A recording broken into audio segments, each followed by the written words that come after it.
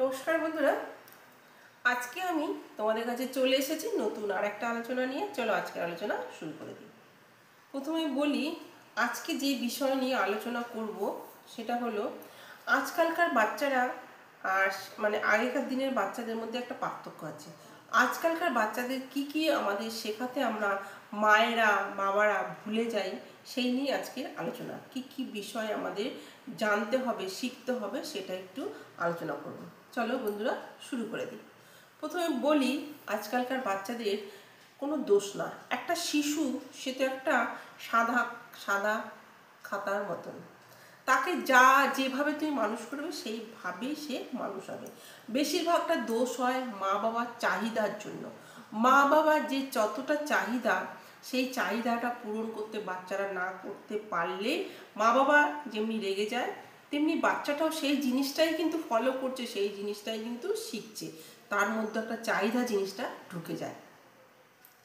একটা বাচ্চা যখন শিশু শ্রেণী কিংবা KG1 KG2 স্ট্যান্ডার্ড ওয়ানেই ধরো, আচ্ছা সে কী বোঝে? একটা বাচ্চা ক্লাস 1-এ পড়ে, সে কি বোঝে? কিছু বোঝে না তো। তাকে কেন বাবা মা, আমরা যে সমস্ত মা বাবা আছে তারা কেন চাপিয়ে দেবে তোমাকে 100-র মধ্যে 97, 98, 99 পেতেই হবে? কেন? একটু কম পেলে কি ক্ষতি হবে? ক্ষতি হবে না তো, সে তো পাশ করে বেরিয়ে আসছে। কিন্তু একটু কম পেলে কোনো ক্ষতি নেই। মা বাবারা এটা ভুলেই গেছে যে এই না 1 2 3 4 5 এগুলো, এই যে সময়টা যে পড়াশোনা হয়, এই সময়টা কোনো ফার্স্ট হতেই হবে, সেকেন্ড হলে চলবে না, তোমাকে ফার্স্ট হওয়ার নাম্বারটা, এই যে একটা চাহিদা মা বাবার মধ্যে থেকে যায়, এই চাহিদাটার জন্যই কিন্তু বাচ্চারা খারাপ হয়ে যাচ্ছে। কারণ হচ্ছে এই চাহিদাটা যতটা বাবা মার মধ্যে মাথার মধ্যে থাকে, ততটাই কিন্তু চাহিদাটা থাকে একটা বাচ্চার মধ্যে।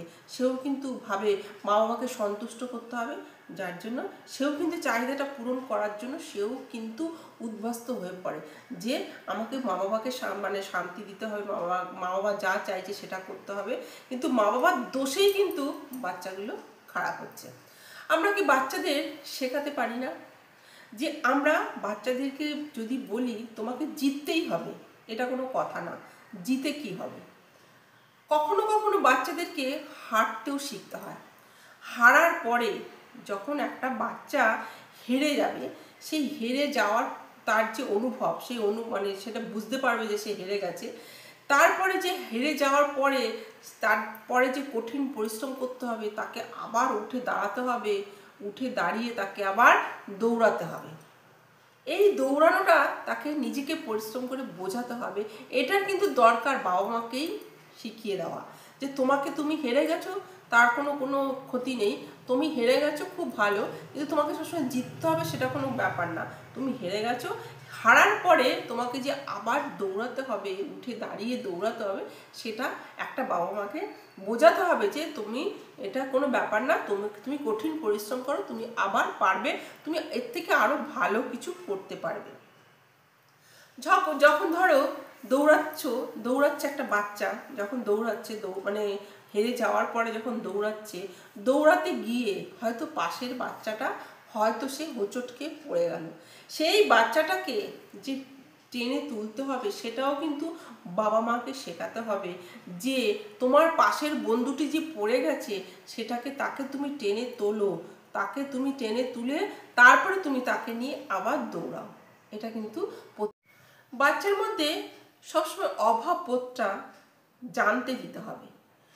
যখন যেটা চাইবে তখন যদি বাবা মারা সেই জিনিসটা এনে দেয়, সেই কিন্তু বাচ্চাটা কিন্তু বিগড়ে যাওয়ার সম্ভাবনা বেশি থাকে। কিন্তু চাহিদা শেষ থাকবে না, সে একটার পর একটা চাইতেই থাকবে।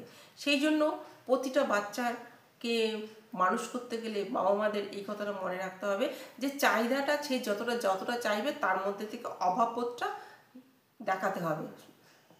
নিশ্চয়ই কিছু না কিছু তো দিতেই হবে, কিন্তু অভাববোধটা তার মধ্যে বোঝাতে হবে যে এই জিনিসটা চাওয়াটা এখন ঠিক না।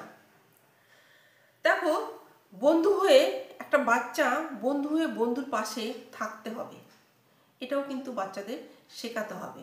বন্ধুর আপদে বিপদে তোমাকে থাকতে হবে, বন্ধু কি দরকার সেটাও তোমাকে দেখতে হবে এবং তাকে বোঝাতে হবে। এই জিনিসগুলো বাচ্চাদের মধ্যে ঢোকানো উচিত এবং শেখানো উচিত।